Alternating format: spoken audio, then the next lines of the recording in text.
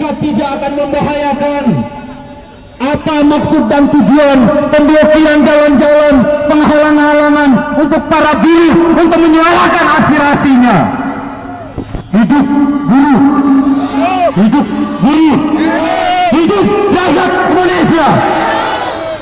Kawan-kawan, apakah kawan-kawan sudah mengetahui hak-hak apa saja yang akan hilang dari para buruh Indonesia, kawan-kawan? Sudah ada yang tahu, kawan-kawan?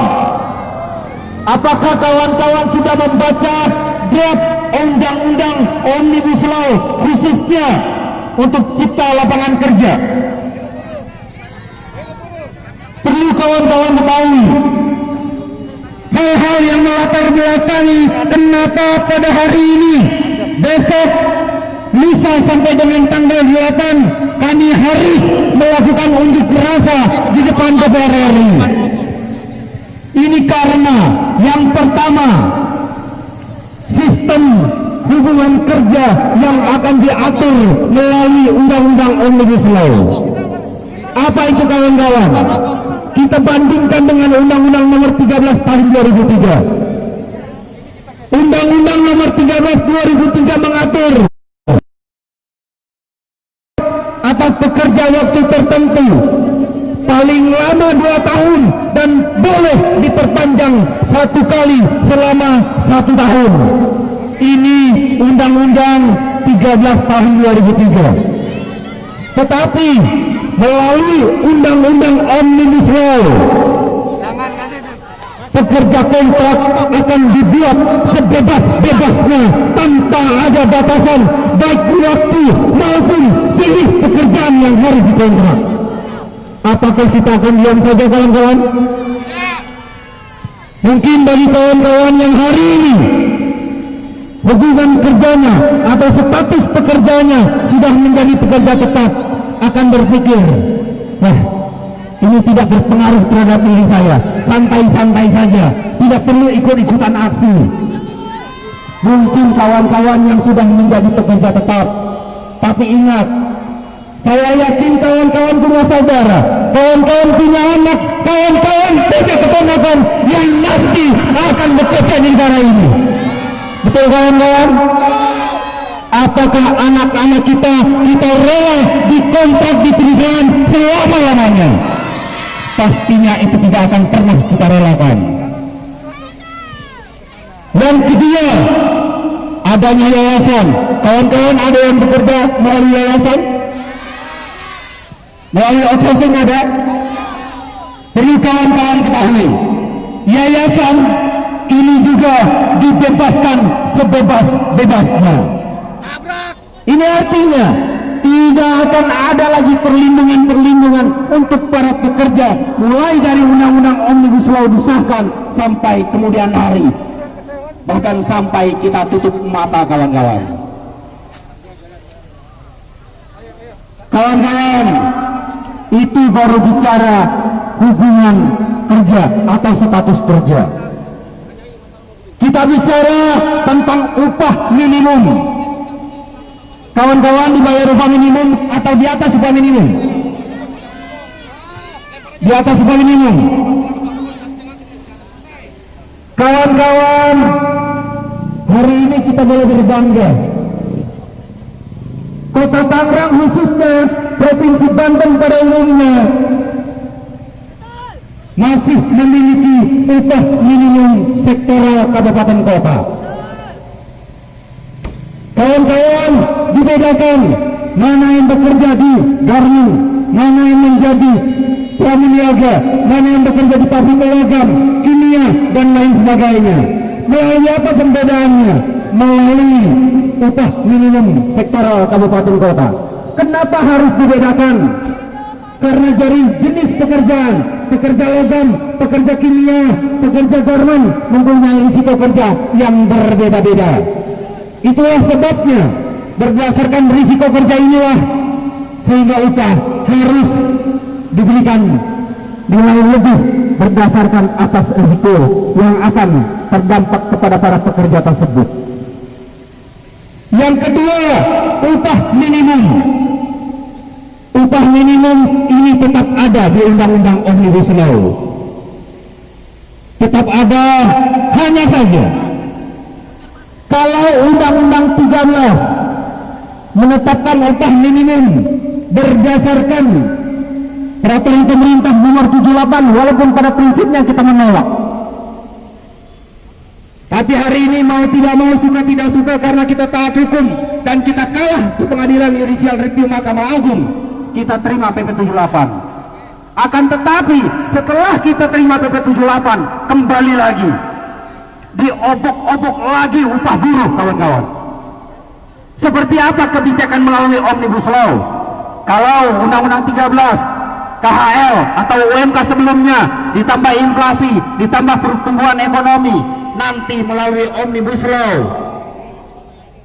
upah minimum boleh ada kenaikan apabila upah minimum provinsi sudah sama, sudah setara dengan upah minimum saat ini. Saya tanya, berapa upah minimum Provinsi Banten? Ada yang tahu UMP Provinsi Banten? 2.300.000. UMK kita berapa? Kota Tangerang 4.200.000 atau 4.199.000 UMK Kota Tangerang. Yang menjadi pertimbangan kita, kalau UMP harus sama dengan UMK 2.300.000, harus sama dulu dengan 4.199.000. Tahun berapa baru ada kenaikan, kawan-kawan? Berapa persen bedanya? Ini hampir 50% bedanya. Kita bayangkan Kota Tangerang, kita pastikan apabila Omnibus Law disahkan, jangan berharap ada kenaikan upah minimum. Walaupun ini hanya sebatas jaring pengaman, kawan-kawan. Yang ketiga, terkait dengan upah, tata cara penetapan upah minimum. Kalau tadi saya sampaikan, upah minimum ditetapkan dengan menggunakan formula KHL atau UMK sebelumnya, ditambah inflasi dan pertumbuhan ekonomi. Tapi melalui Omnibus Law hanya berdasarkan pertumbuhan ekonomi saja, tidak menyertakan inflasi, kawan-kawan. Saya tanya, inflasi kita, pertumbuhan ekonomi kita sekarang berapa? Pertumbuhan ekonomi per Oktober berapa sekarang? Minus 8,1%, kawan-kawan. Coba kita jumlahkan UMK yang saat ini dengan minus 8,1%. Upah kita naik, turun, atau tetap? Ada perkalian, angka dikalikan minus jadi nambah. Kita tidak tahu, kita salah belajar, atau orang-orang pemerintah pusat yang kebelingar terlalu pintar. Betul, kawan-kawan? Kalau mau menyengsarakan rakyat Indonesia, lebih baik bunuh saja semua rakyat Indonesia, gantikan dengan orang asing. Jangan dibunuh perlahan-lahan, karena dibunuh perlahan-lahan lebih menyakitkan. Betul, kawan-kawan? Kami cinta terhadap negara kesatuan Republik Indonesia. Atas dasar kecintaan kami terhadap negara ini, itulah sebabnya kami ingin meluruskan kesalahan-kesalahan yang dilakukan oleh pemerintah tingkat pusat. Karena tugas dan kewenangan para pemuda, tugas dan kewenangan rakyat Indonesia meluruskan apabila ada aparat yang salah langkah dalam menjalankan negara ini. Betul, kawan-kawan? Tetapi kenapa di saat kita ingin memperingatkan pemerintah pusat, kita dilarang, kawan-kawan? Kita ingin berangkat ke DPR RI, kita dihadang. Katanya seluruh rakyat Indonesia harus tunduk dan patuh kepada undang-undang serta peraturan perundang-undangan yang ada di bawahnya. Saya tanya, kawan-kawan, Apakah menyampaikan pendapat, buruh menyampaikan pendapat di depan DPR RI ini melanggar undang-undang, kawan-kawan? Saya yakin ini tidak melanggar undang-undang. Bahkan kami sudah patuhi undang-undang sebelum tahun 98. Kapanpun, hari apapun, jam berapapun, bebas mau berbicara, menyampaikan pendapat di muka umum. Bebas sebebas-bebasnya. Melalui Undang-Undang Nomor 9 Tahun 98 ada aturan. Apa caranya? Kita harus memberikan pemberitahuan kepada aparat kepolisian dan instansi terkait. Tapi itu sudah kami lakukan.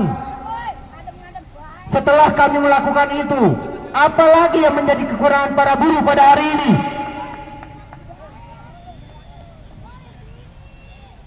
Kawan-kawan, perlu kawan-kawan ketahui, aparat kepolisian dan TNI merupakan bagian dari masyarakat Indonesia. Bahkan aparat kepolisian dan TNI merupakan partner kerja dari serikat pekerja, serikat buruh. Betul, kawan-kawan? Setiap kali kita ingin melakukan kegiatan, kita selalu berkoordinasi. Kita selalu memberikan informasi-informasi bagaimana perkembangan sesuai dengan keinginan dari aparat kepolisian. Akan tetapi, apabila kita sudah melakukan itu, apakah tidak boleh kita buruh Kota Tangerang ingin melanjutkan aspirasi kita, harapannya bisa didengar oleh anggota Dewan Rakyat DPR di tingkat pusat. Ini artinya menjadi miris bagi kita bersama, kawan-kawan. Yang keempat, terkait dengan kenapa kita harus unjuk rasa di depan DPR RI.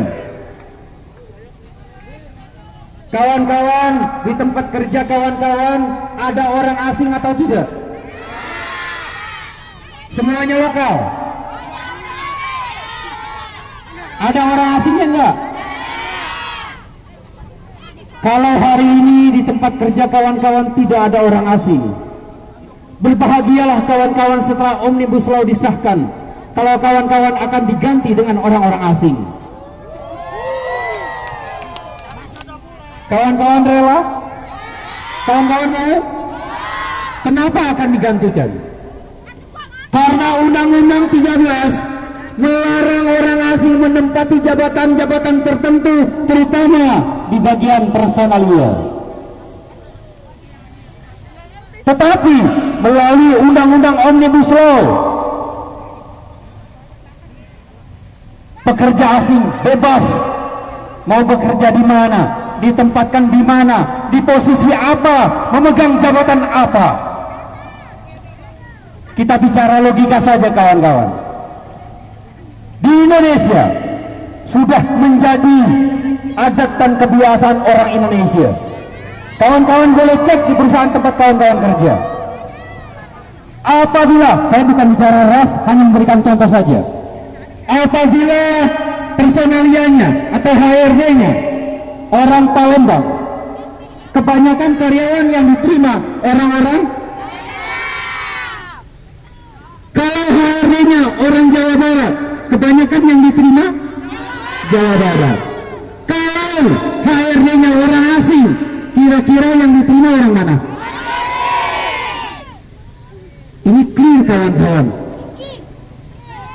Nanti apabila Omnibus Law disahkan, rakyat Indonesia tetap ada pekerjaan.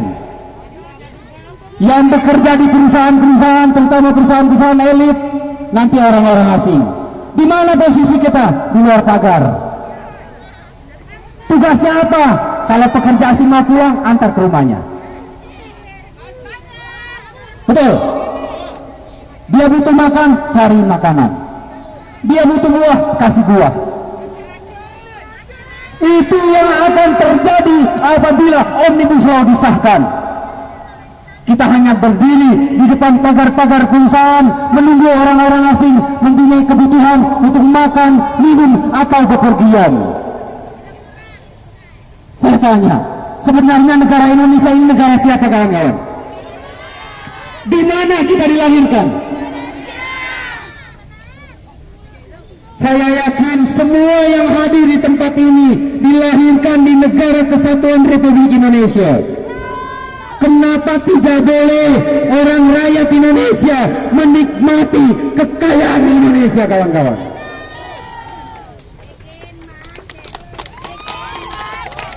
Kenapa tidak boleh rakyat Indonesia sedikit hidup senang di negaranya sendiri? Ini akan menjadi miris bagi kita, kawan-kawan. Hidup buruh, hidup buruh. Kawan-kawan, saya ingin berpesan kepada kawan-kawan semua. Hari ini perjuangan kita bukan akhir dan segalanya. Kawan-kawan, saya yakin sudah mendengar, bahkan sudah membaca atau mendapat informasi baik dari tetangga, dari perangkat-perangkat organisasi. Tanggal 6, 7, 8 kita akan tetap melakukan aksi unjuk rasa, kawan-kawan. Hari ini kita boleh dijegal. Hari ini walaupun kita tidak sampai ke DPR RI, mungkin kita bisa merelakan walaupun terpaksa. Tetapi kita harus pastikan bersama tanggal 6, 7, 8, tanggal 6, 7 tutup semua aktivitas produksi di perusahaan-perusahaan. Kawan-kawan siap? Siap? Ada yang tidak siap?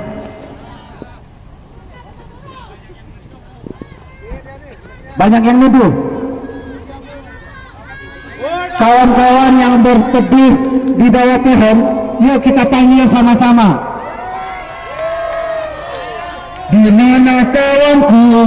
Di mana kawanku? Di mana kawanku kini? Kami berjuang berpanas-panasan untuk kepentingan kamu juga. Di mana kawanku? Di mana kawanku? Ayo bergabung kawan. Jika kawan-kawan merasa kepanasan, yuk sama-sama kita panas bersama. Hidup buruh, hidup buruh. Kawan-kawan, hari tanggal 6, tanggal 7 tutup semua aktivitas produksi di perusahaan tempat kawan-kawan bekerja. Di tanggal 8 puncak sidang paripurna DPR RI, di mana di sana ayunan palu akan diayunkan dari atas menuju atas meja.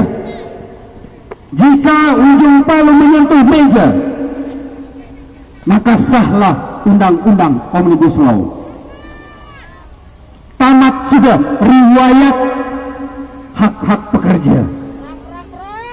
Kawan-kawan hanya bisa meratap, kawan-kawan hanya bisa menyesal seumur hidup kawan-kawan semua. Kawan-kawan rela? Mau? Kalau kawan-kawan tidak mau, kami atas nama Aliansi Buruh Banten Bersatu ingin berpesan kepada kawan-kawan semua. Yang pertama, tanggal 6-7 hentikan aktivitas produksi di perusahaan. Yang kedua, di tanggal 8 kabarkan kepada tetangga kawan-kawan semua, baik dari latar belakang apapun, apakah dia petani, nelayan, pedagang, siapapun dia, sepanjang dia orang Indonesia, sepanjang dia rakyat Indonesia, sampaikan kepada mereka, ayo kita berjuang bersama-sama agar undang-undang Omnibus Law berhasil kita batalkan, kawan-kawan. Siap? Siap? Hidup buruh! Hidup buruh! Oke kawan-kawan, sambil kita menunggu informasi dari kawan-kawan kita di tingkat nasional yang saat ini berkoordinasi dengan informan kita yang berada di dalam DPR RI, kawan-kawan tetap berada di sini untuk selanjutnya. Saya minta kepada Bung Sunar untuk bisa melanjutkan. Terima kasih dari saya. Salam hormat untuk aparat kepolisian, salam hormat untuk aparat TNI. Pastikan kerjasama kita tetap berjalan sebagaimana mestinya. Hidup buruh! Hidup buruh! Terima kasih. Assalamualaikum warahmatullahi wabarakatuh.